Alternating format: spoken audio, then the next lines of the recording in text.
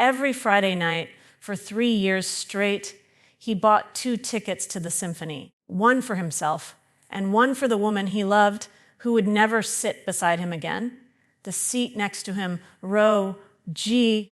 Seat 14 always stayed empty. His name was Noah Callahan, a music teacher, a quiet man who once lived his life surrounded by laughter and song.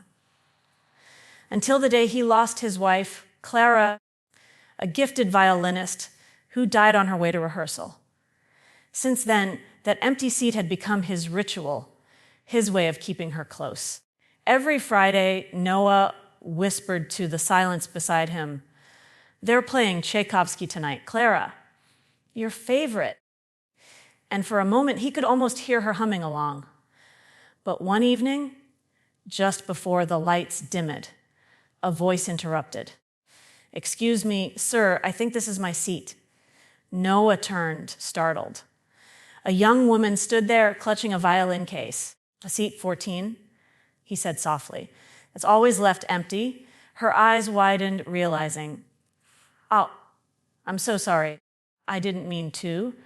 The usher was already asking everyone to sit. Noah hesitated, then smiled faintly. "It's all right. Please stay." As the violins began to play, Noah looked at the girl beside him.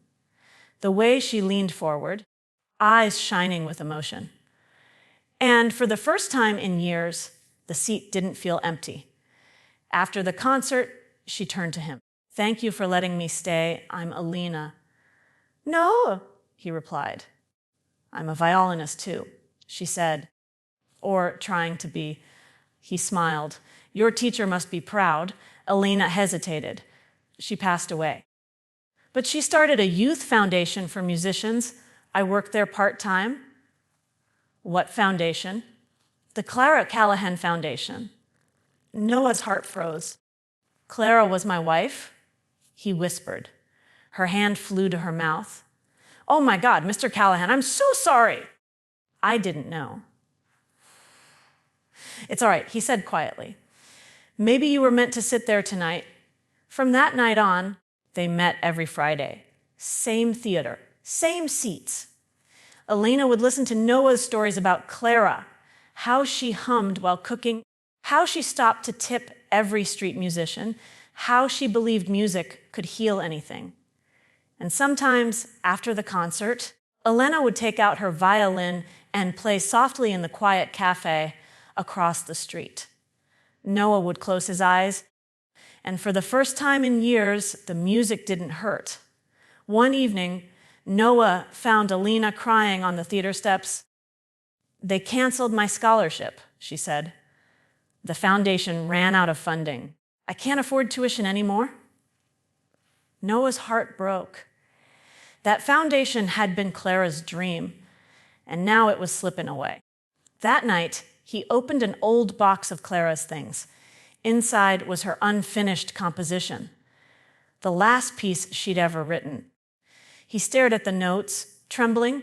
Maybe this is how she helps? The next day, Noah visited Alina.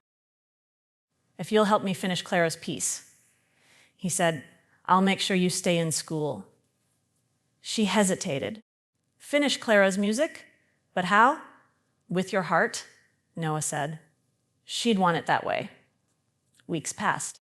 They worked side by side, scribbling notes, replaying melodies, drinking endless cups of coffee. Sometimes they laughed. Sometimes they just listened to Clara's old recordings and cried in silence. But slowly, note by note, Clara's unfinished song began to live again, and so did them. The night of the benefit concert arrived.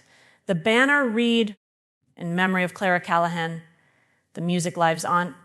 Backstage, Noah handed Alina Clara's restored violin. "Play this tonight," he said softly. "It's meant to be heard, not kept in silence." Alina nodded through tears. She stepped onto the stage. The first notes floated through the hall, fragile, trembling, and beautiful. Halfway through, the melody changed. A passage Clara had written years ago, now woven with Alina's own additions. It was as if Clara and Alina were playing together, Two souls, one song. When the final note faded, the hall was silent. Then came the applause, wave after wave, a standing ovation. In the front row, Noah stood whispering through tears, "Thank you, Clara, and thank you, Elena."